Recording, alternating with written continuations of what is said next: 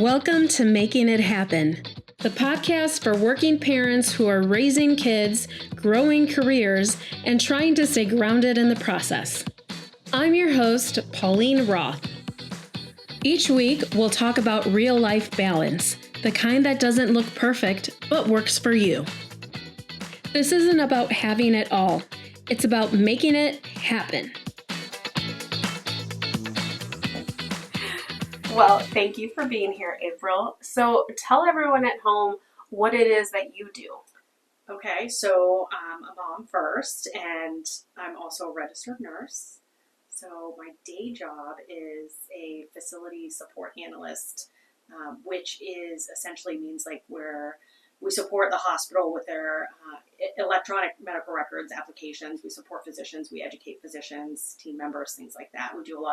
We're part of a lot of projects, AI projects, things like that the hospital's rolling out that they need help with. Essentially nursing IT or informatics is kind of what I do. And I also teach for a university. So I'm a clinical instructor, which means I take students to hospitals and I help facilitate their learning experience at the hospital setting. So when do you have time to be a mom and a wife? I think I would say in between all of that, just like finding little spots in between all of that and making them count. Is there something specific to your family that you guys like doing as a family? Like how are you fitting all this family time into your work life, especially because you're working on the weekends too, you're teaching? Yeah, I do that on the weekends. So usually I will have Sunday off, or I'll have to schedule some time off, and we do things like ride our bikes, we take a walk, we play family games, and then days off we'll go to the park. We just try to make those days and times count. We try to have a lot of conversations about what's going on at school and be present every moment that we can. Yeah. That's important. That's all we can do. Yeah. So tell me a little bit about Abby and her ADHD. When did you figure that out, and how is that working for your family? I would say we figured that out. She was probably about 7, and we had a scary incident, which we thought was a bigger condition than it was. We had noticed that she was doing her homework and she was struggling to write a little bit, and she had got up to go upstairs and she was just off. She got up to go upstairs and we saw that she was staggering a little bit, like she was having trouble walking a little, and that freaked us out big time. And I called my best friend who's a nurse practitioner and I said, what is going on? She had just come off of a steroid. She had just had strep throat as a backstory. And my best friend said, how is she neurologically? Like, is she like thinking okay? Like, is she neurologically intact? Meaning, like, is she talking? Is she slurring her words or anything? Is she having double vision? Anything like that? And I said, no, she's not lethargic. She's not having any of that stuff happen. So she said, okay, so, I would say call her pediatrician in the morning and find out what's going on from there. We had this very long process about things that could be going on, and I was concerned about PANDAS, which is a pediatric neurological condition that children tend to get after strep throat, which causes a lot of neurological issues. So I did a lot of research on that. We took her to neurologists. I feel like everything kind of really started from that. We took her to ENT. ENT said they thought it was PANDAS. The neuro said they did not think it was because it was very rare.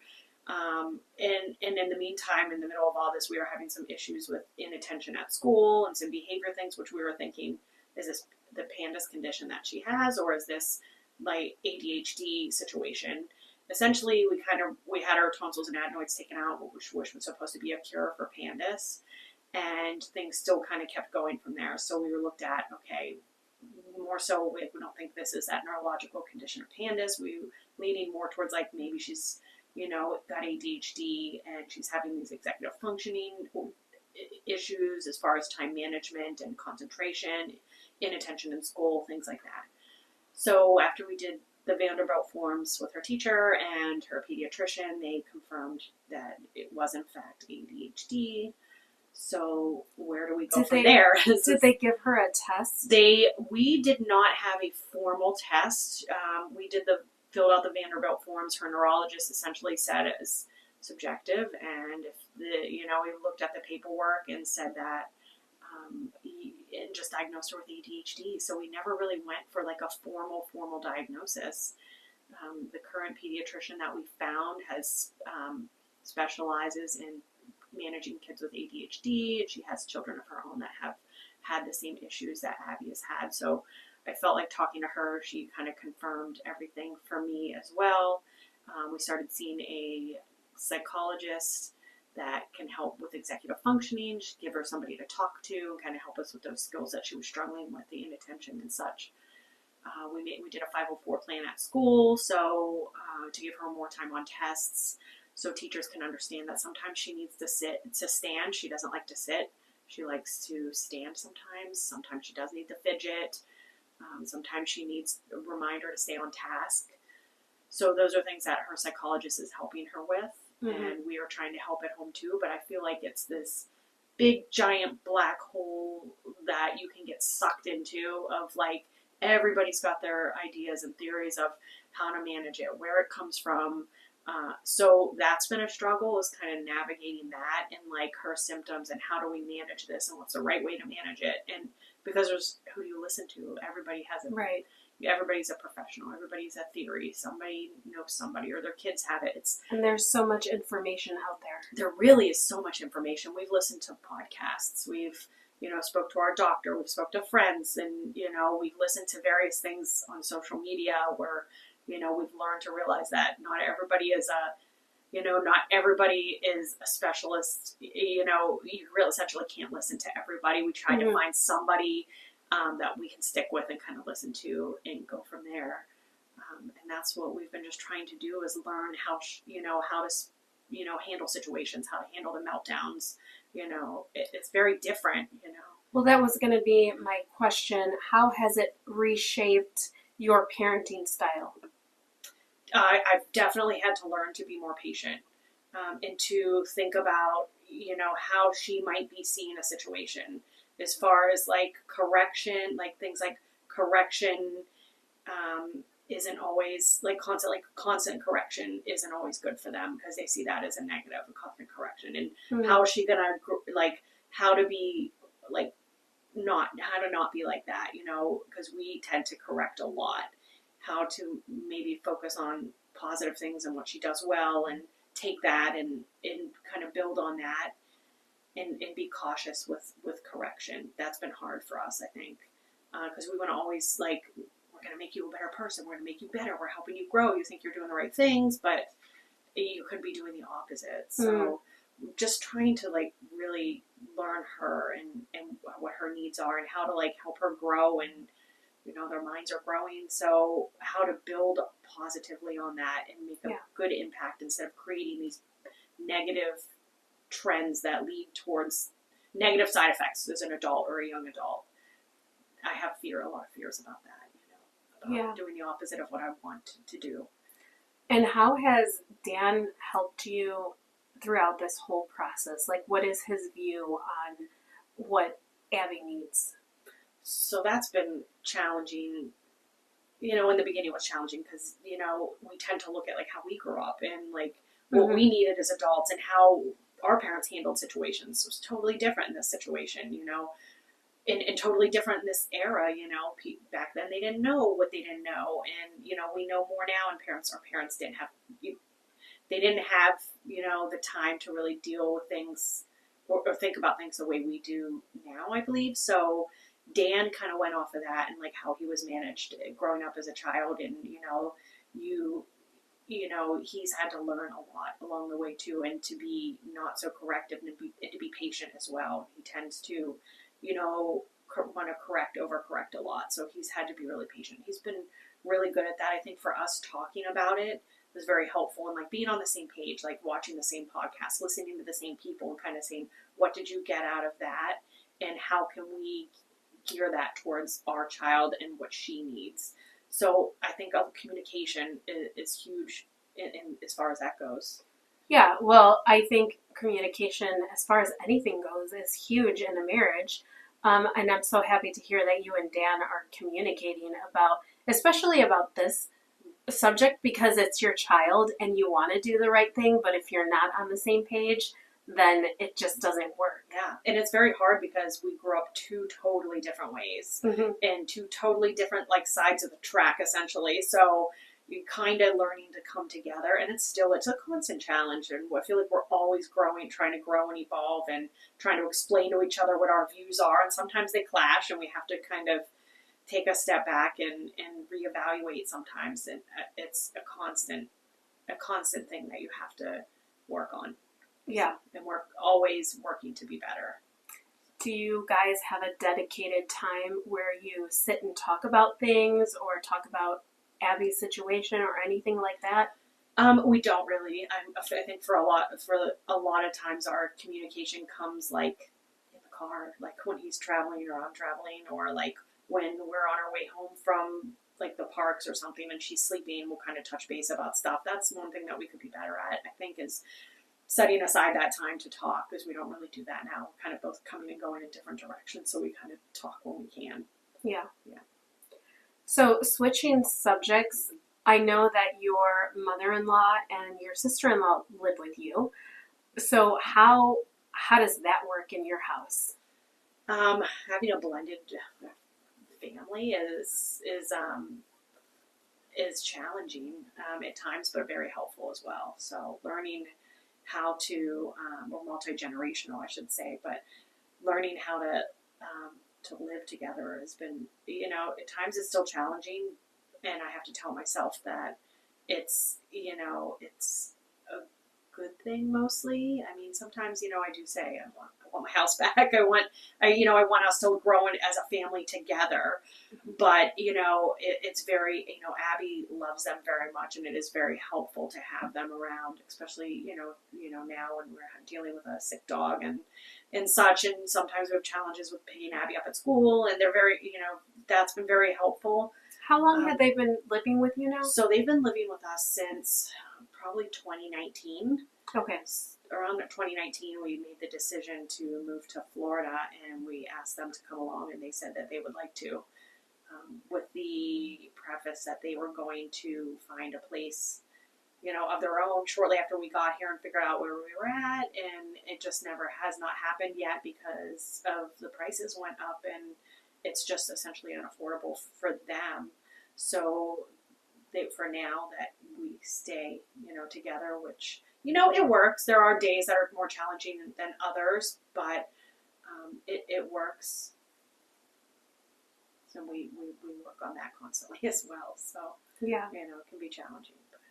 Yeah, and right now you have a sick dog. Yes, we have a sick dog. So tell us a little bit about that and the challenges with that. This is my firstborn, I call him. So he's a little Chihuahua, and we got him when about 16 years ago from somebody who couldn't take care of him anymore, and we adopted him just on a whim and as a trial basis, and it just ended up being forever, and it ended up, he ended up growing on us, and now we just love him so much, and he's traveled with us, he's moved 3 times with us, and he's my, he's one of my, I just love him so much. Your baby. He's my baby, yeah. And so seeing him sick is tough, and going through the thoughts of, that we're going to have to put him down soon is very hard. So we're trying to navigate that as well as we're working, and, she's going to school, I'm trying to work, we're trying to manage that. He needs a lot of help right now and care.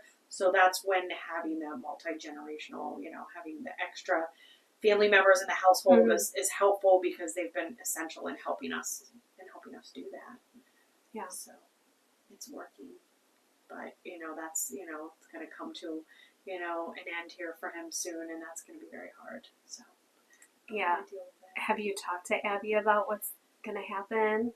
Yes, we have, and I think that we mentioned something yesterday, and when it got a little bit real for her, she kind of got upset and said, "How am I supposed to think about this at school?" And we kind of talked to her about it a little bit. She ended up being okay, but I think when it actually happens, it's going to be really hard for her.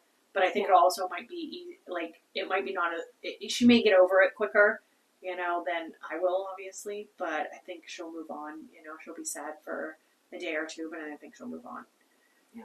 And ask me for another pet, which is not going to happen anytime soon. No more pets. No more pets right now. No, I can't do it. So, okay, we talked about your daughter. We talked about you and your husband. Now, talk to me about just you. Like, how do you make time for yourself? No, I try to, you know, do some of that when I'm in the car doing stuff, or I'll take walks. I like to take walks and just be by myself. I don't want to listen to anything. I don't want to be on the phone. I just want to take a walk and enjoy the sights of nature and my own thoughts, essentially. And I try to do that when I'm driving by myself. I use that time to listen to either podcasts or, you know, motivational stuff. I do a lot of motivational listening and reading to change my mindset. I think some of those things have helped me a lot in learning patience and, you know, dealing with anxiety and stuff like that I've dealt with from my life. I think that's helped a lot. So I try to get that in whenever I can. You've dealt with anxiety? Yes, I've had anxiety, you know, most of my life. And where do you think it comes from? I mean, I know, you know, I have family that has anxiety as well. Issues. Some of my family have, you know, definitely have anxiety, and I wonder if I get it. It comes from that. It might also come from childhood feelings of never being good enough, you know, and always kind of worrying what people thought and not feeling smart enough and or good enough and those things, you know. I think kind of growing up like that have kind of created those thoughts, and I worry that sometimes they rub off on Abby. My anxiety, I feel like, has created issues with her and given her some anxiety, which we, you know, treat now with medication because it's, you know, to the point where it was, you know, hindering her daily life. So, you know, I choose not to treat it with mine with medication. I choose to treat mine with like herbal supplements and reading and listening to inspiring, you know, podcasts and things like that, just to try to like change my mindset.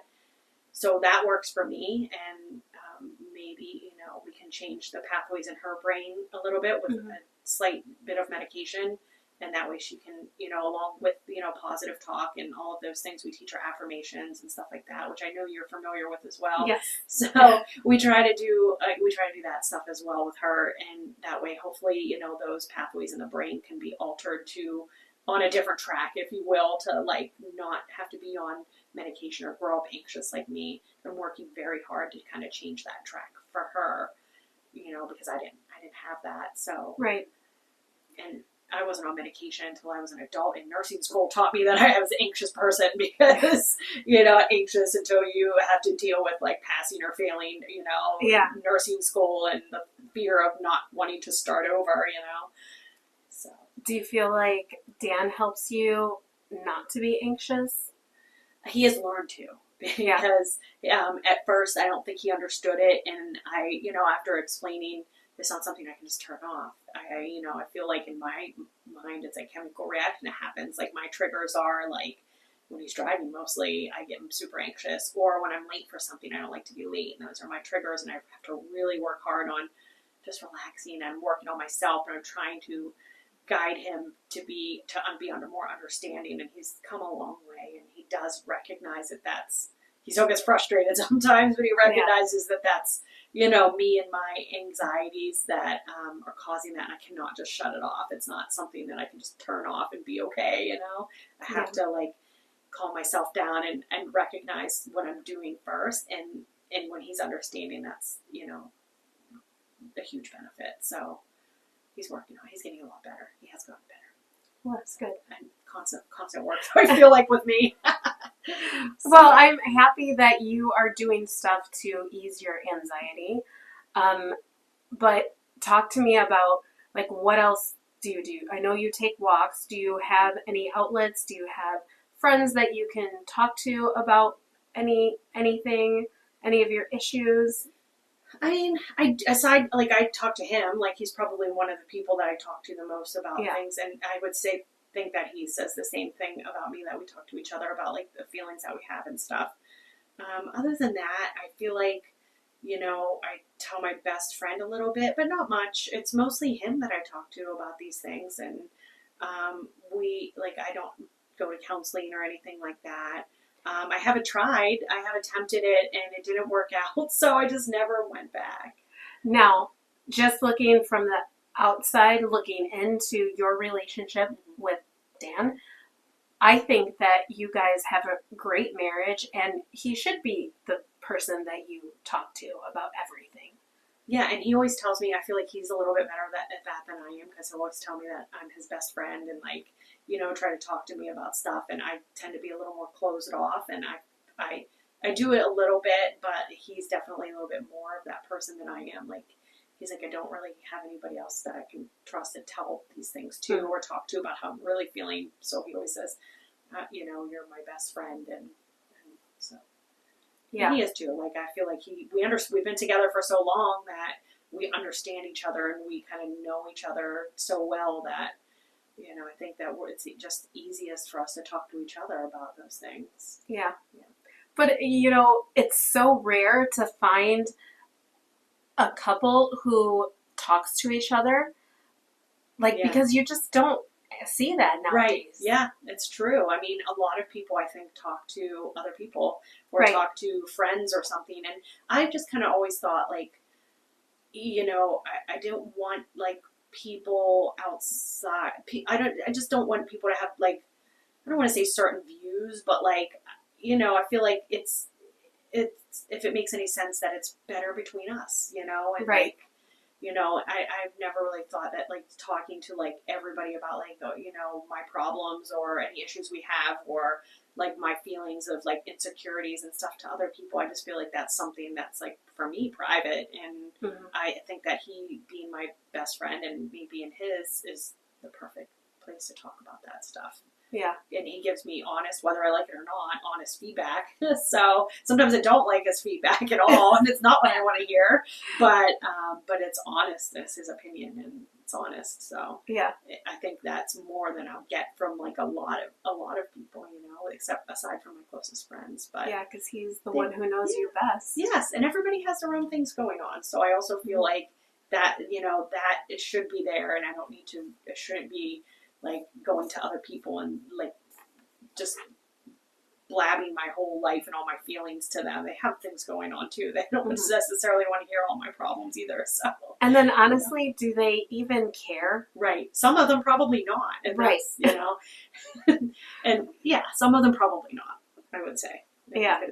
But, all right. So before we wrap up, I ask every guest this one question. Mm-hmm. So what's the greatest lesson failure has taught you that you still carry with you today? Okay. So that it's not, failure isn't the end all be all. That failure, if you have to learn to fail forward. I heard that before, and that really stuck with me, is failing builds your character. It builds your strength. It forms who you are, and failure makes you stronger. So I have heard once that, that you have to fail forward, and that always stuck with me. And, I would just say, and when I try to teach Abby, and that you made a mistake or you didn't succeed in something, but there's something to be learned from all of that. And what's the lesson you learned in that, and how can you take that and be better, or, move on to something else and succeed in it. And there's learning opportunities in every single failure. So that's kind of what I like to keep in my mind. Failures are, important for growth. So. That's awesome. Yeah.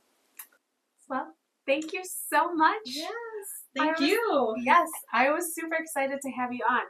So. And I'm super excited to be here and chat. I don't think we really don't get a lot of time to really chit chat together and talk about things, and especially life stuff and all of these things. So those are nice. Yeah, a nice time. Thank you. Well, you're gonna have to come again. I know, absolutely. Just come again. Yes, we'll do part 2. I always have things to talk about, so always we could do that. Thank you so much. Stay tuned for part 2. Yes, whether you like it or not. Thanks for tuning in to Making It Happen. If today's episode hit home, be sure to subscribe, leave a review, or share it with someone who needs to hear it. Want more tools and support? Visit paulineroth.com for free resources to keep making it happen. See you next time.